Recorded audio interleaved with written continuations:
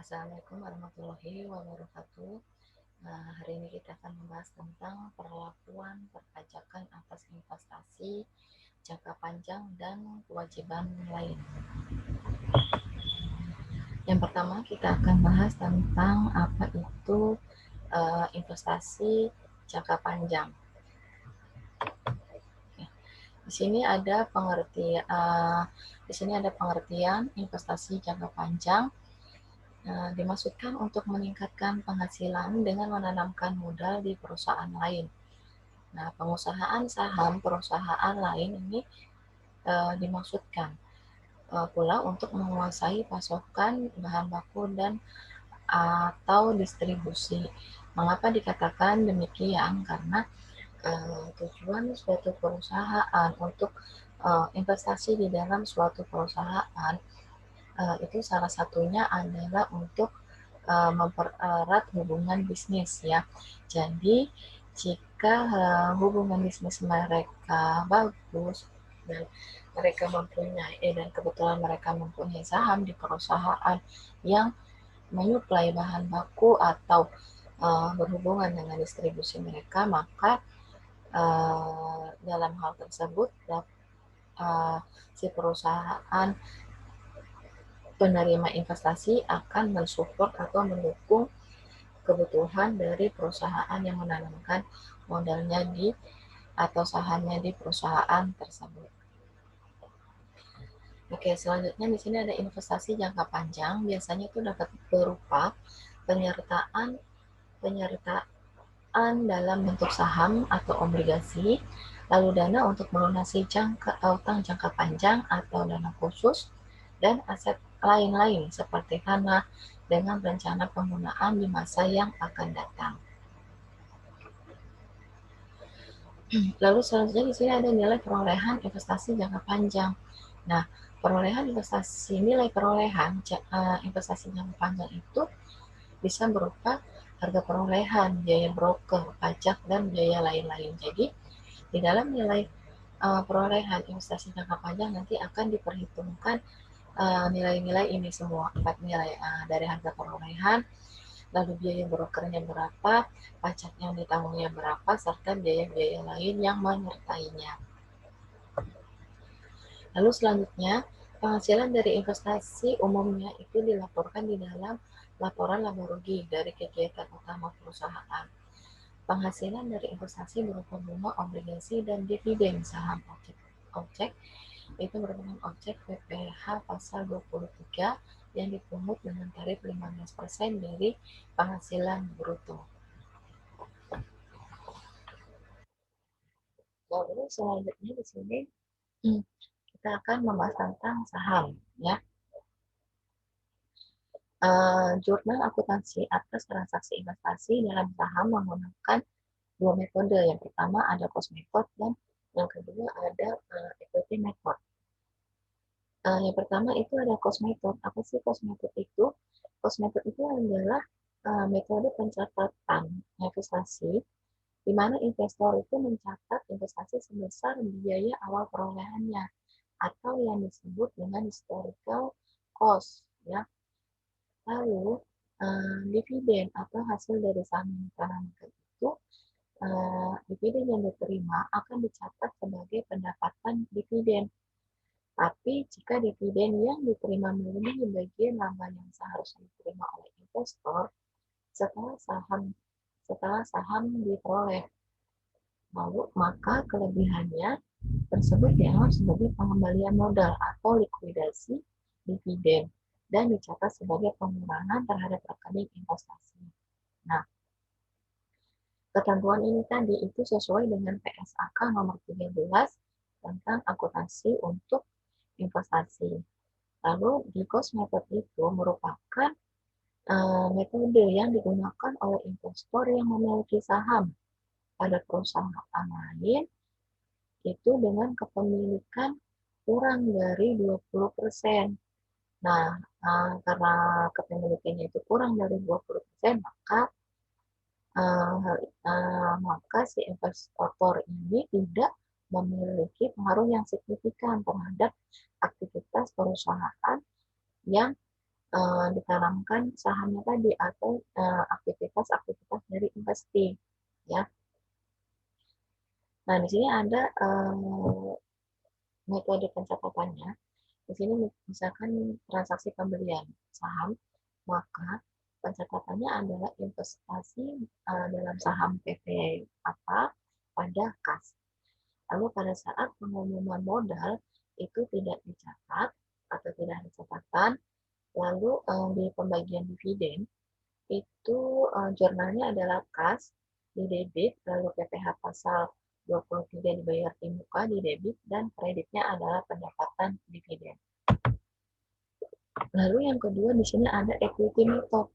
Nah, equity method ini adalah metode pencatatan investasi di mana investor mencatat investasi sebesar biaya perolehan. Dividen atau distribusi laba akan dicatat sebagai penambahan akun investasi jika perusahaan investasi memperoleh laba, dan akan dicatat sebagai akun investasi apabila perusahaan investasi mengalami kerugian. Ya. Nilai investasi ditambah atau dikurangi dengan bagian laba atau rugi investor pada perusahaan asosiasi setelah tanggal perolehan. Nah, di sini ada pencatatannya. Di sini ada dua bagian untuk equity method yang kepemilikannya kurang dari 25%. Pencatatannya adalah sebagai berikut. Pembelian saham, jurnalnya adalah investasi dalam saham apa pada kas. Lalu waktu pengumuman laba, jurnalnya adalah investasi dalam saham PT bla bla bla pada pendapatan investasi.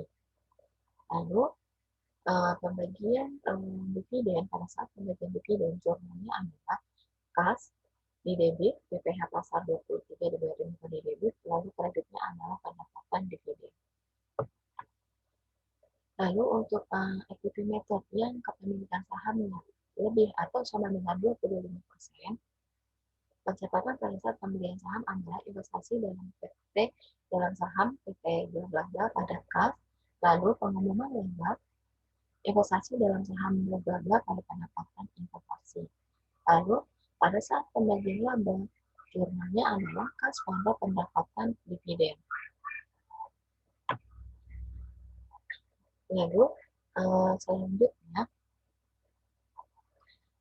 untuk tujuan perpajakan ini kan tidak terdapat ketentuan yang menyebutkan metode pembukuan untuk investasi jangka saham jangka panjang yang berupa saham. Nah, investasi saham berdasarkan Undang-Undang Penghasilan pasal 10 ayat 5 itu nanti sama dengan halnya persediaan. Mereka dibukukan berdasarkan harga perolehan dengan memperhatikan mereka itu nanti dibukukan berdasarkan harga perolehan tanpa memperhatikan persentase kepemilikan. Oke, jadi di sini nanti maaf ya, di sini tanpa ya, maaf ada kesalahan. Nah, di sini ada, jadi investasi saham itu nanti dibukukan berdasarkan harga perolehan tanpa memperhatikan persentase kepemilikan. Lalu selanjutnya,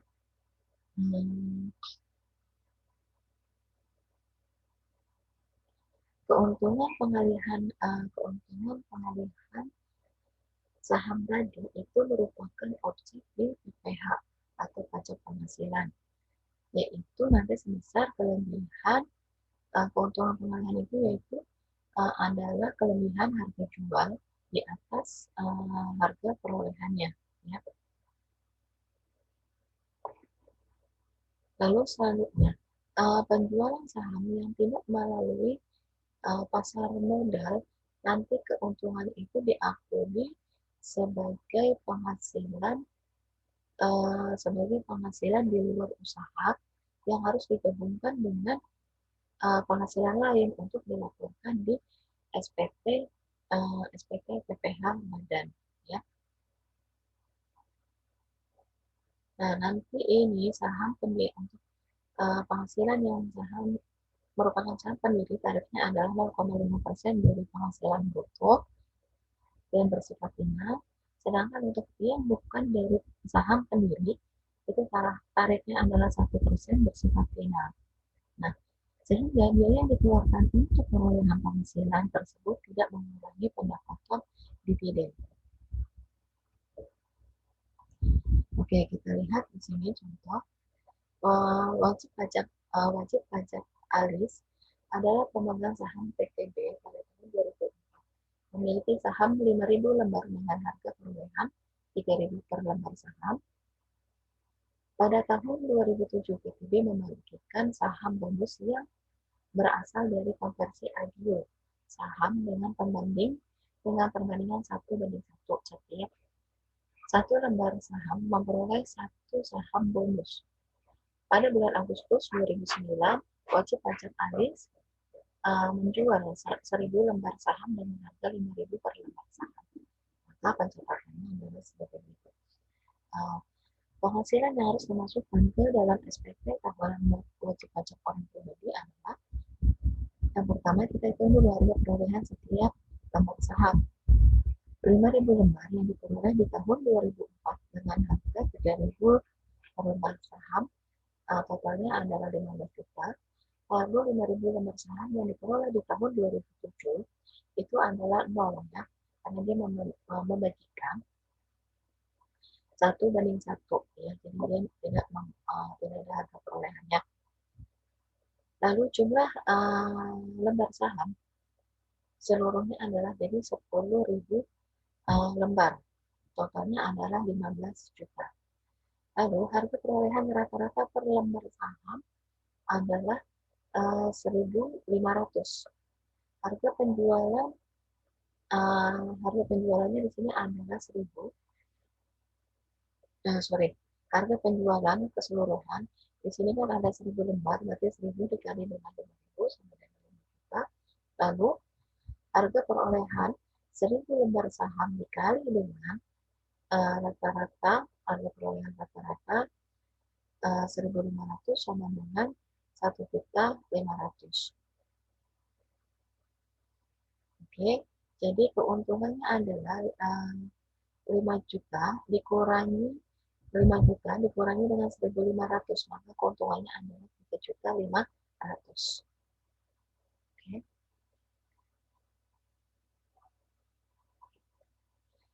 Harga perolehan rata-rata ini nanti didapat dari 15 juta dibagi dengan 10.000 lembar. Lalu selanjutnya di sini ada obligasi, adalah surat utang jangka panjang dengan tingkat bunga tertentu. Nilai obligasi sebagai investasi sesuai dengan harga perolehan. Nah, pembayaran bunga harus dinyatakan terpisah dari harga perolehan. Perbedaan antara harga perolehan dengan nilai nominal obligasi atas surat berharga semacam itu harus ditangguhkan dan diamortisasikan selama jangka waktu yang ada. Lalu, penjelasan pasal 4 ayat 1 Undang-Undang Pajak Penghasilan menganggap bagian keuntungan atas pembagian keuntungan dalam hal penghasilan bunga memiliki karakter seperti dividen. Baik, saya akan lanjutkan.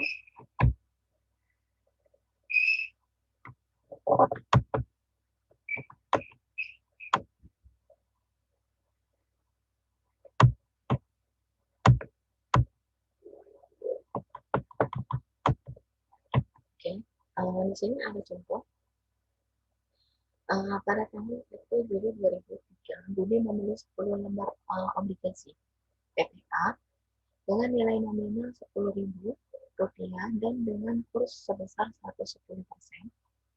Bunga obligasi 12% per tahun dibayar tiap 1 April dan 1 Oktober. Komisi pialang Rp8.000. Obligasi akan dilunasi pada tanggal 31 Desember 2007 atau 4,5 tahun kemudian. Pencatatan investasi obligasi oleh Budi adalah sebagai berikut. Pada saat pembelian obligasi tanggal 1 Juli, jurnalnya adalah investasi obligasi 100.000, premiumnya 10.000, penghasilan bunga 3.000, posisinya di debit, lalu yang dikredit adalah utang PPh pasal 23 sebesar 1.500 dan kasnya sebesar 111.500 ya. Angka perhitungannya ada di sampingnya. Lalu Budi harus melakukan pemotongan PPh pasal 23 atas premium diskonto yang merupakan penghasilan bagi yang menerbitkan obligasi sebesar tarif PPh pasal 23 yaitu atas obligasi itu 15% dikali dengan 10.000, atas premiumnya 10.000, hasilnya adalah 1.500. Maka di jurnal akan muncul izin utang PPh pasal 23 sebesar 1.500 di kredit. Tanggal 10 bulan berikutnya, Budi harus menyetorkan pajak tersebut ke negara. Maka tanggal 10 bulan berikutnya melakukan 10 Agustus. Jurnalnya adalah utang PPh pasal 23 pada kas sebesar 1.500. Lalu selanjutnya, sesuai PPh pasal 21, Budi harus memotong pembayaran komisi pialang ya sebesar 15% dari penghasilan sebesar 5% dari penghasilan bruto. Ini tarifnya ada 15% untuk komisi pialang, 5% dikali 8.900.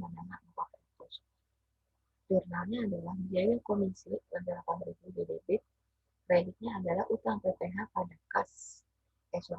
Kreditnya adalah utang PPh pasal 21 400, kasnya adalah 7.600.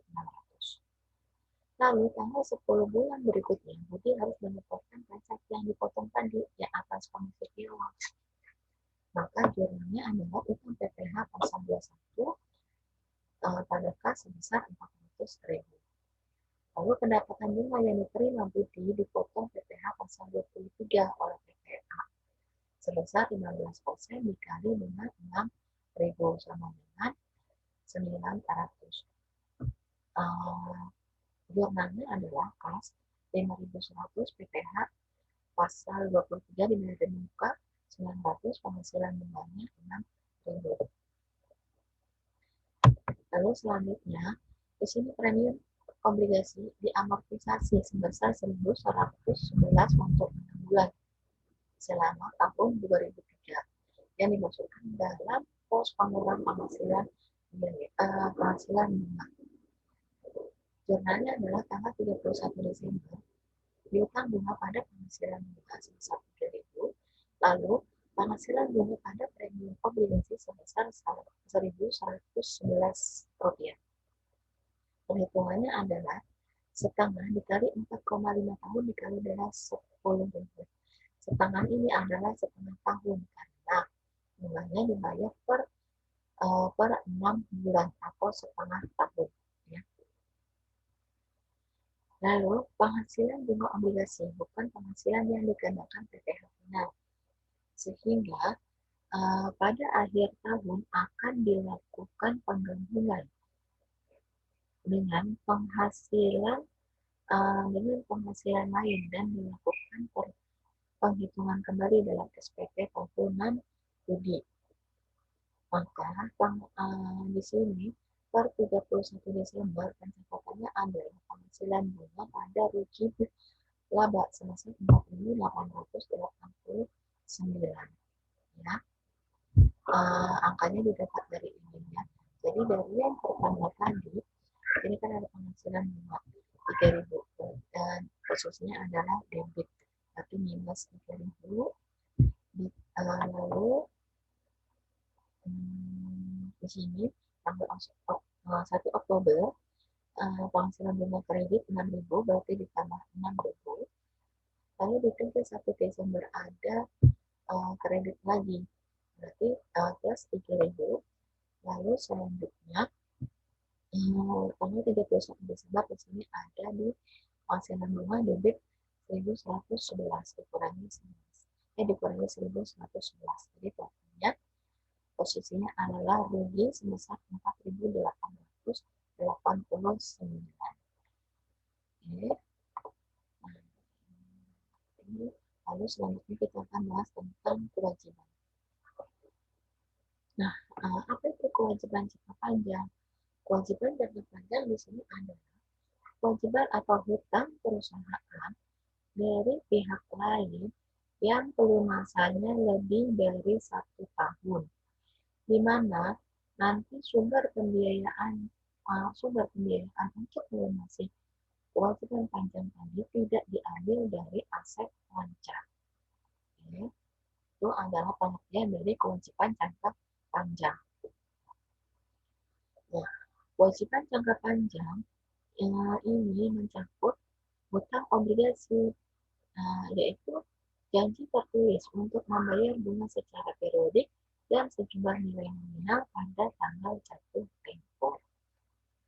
Nah, di dalam hutang obligasi itu nanti akan dikenal agio atau premium dan disagio atau diskon.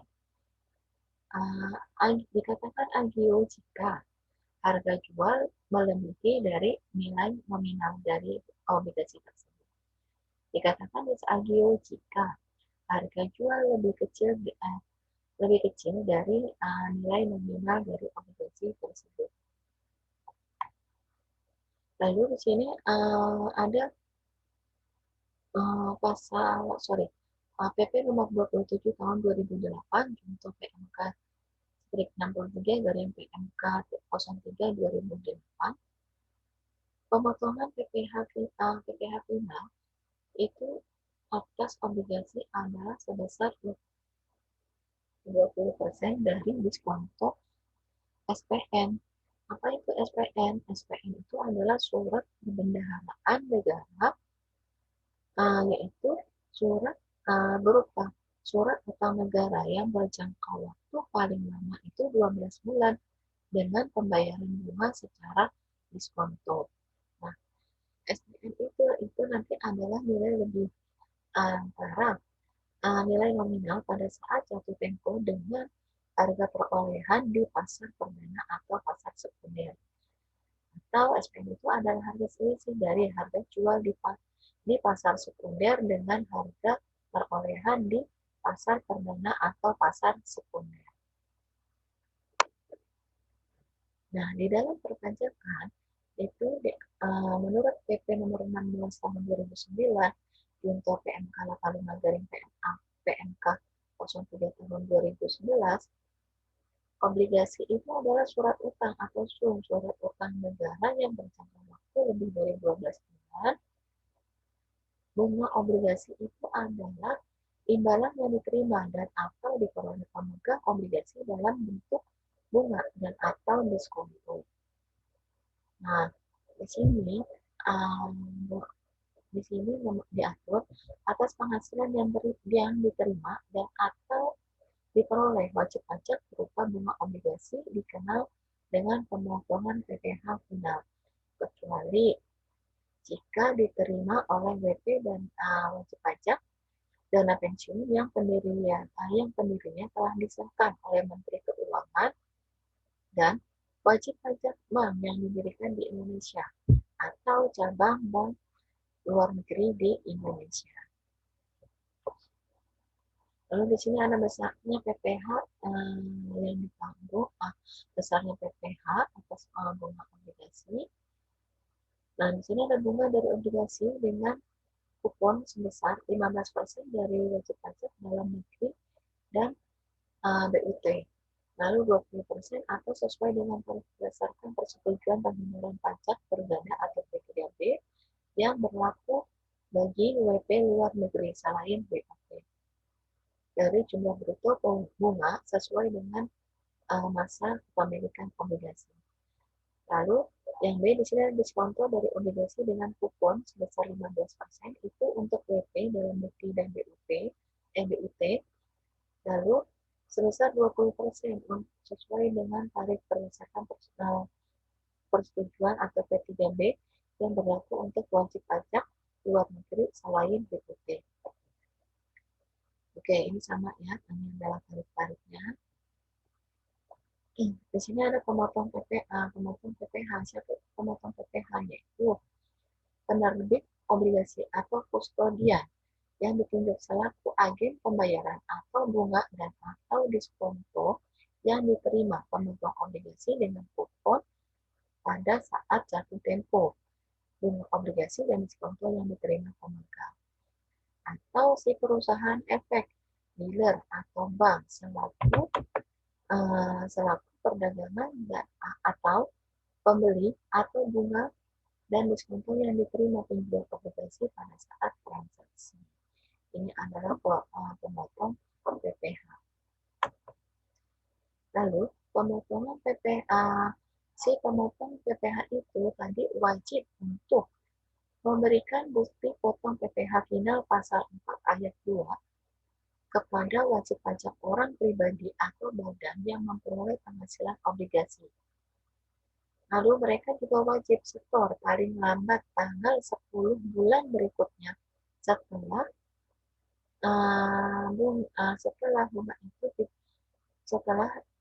bunga dilakukan pemotongan PPh. Lalu selain itu wajib lapor paling lambat 20 hari setelah bulan dilakukan pemotongan pajak. Maaf, di sini ada kesalahan. Pemotong PPh itu wajib setor paling lambat tanggal 10 bulan berikutnya setelah bulan dilakukan pemotongan PPh. Oke.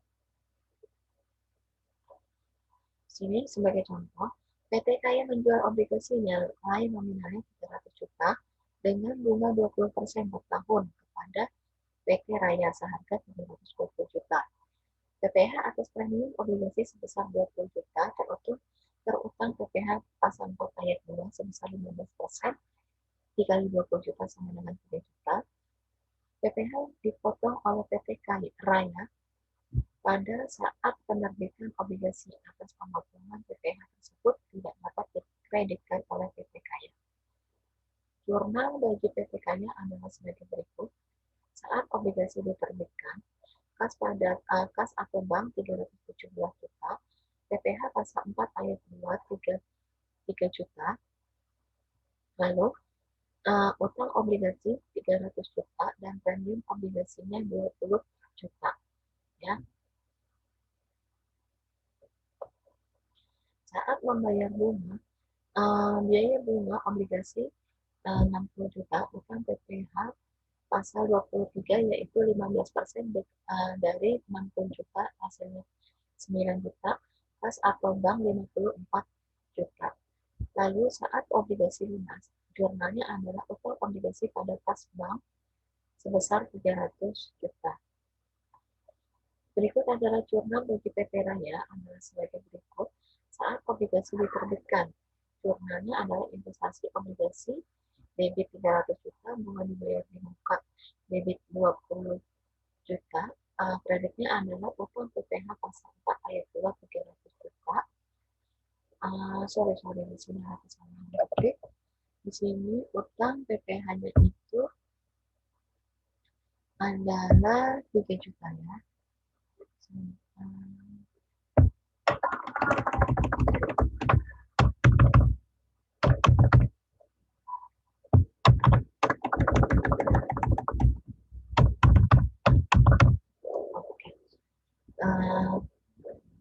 Di sini saat obligasi lunas, jurnalnya adalah kas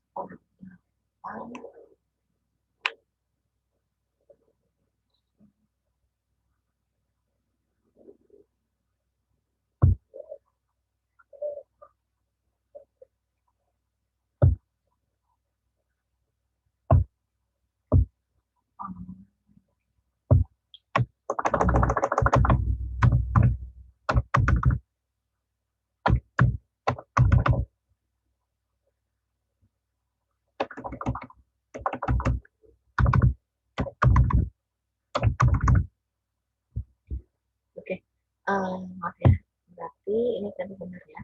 Saat obligasi lunas, di sini jurnalnya adalah kas atau bank pada investasi obligasi sebesar 300 juta. Oke, untuk materi kita hari ini selesai sampai sini ya. Oke, saya ucapkan terima kasih. Assalamualaikum warahmatullahi wabarakatuh.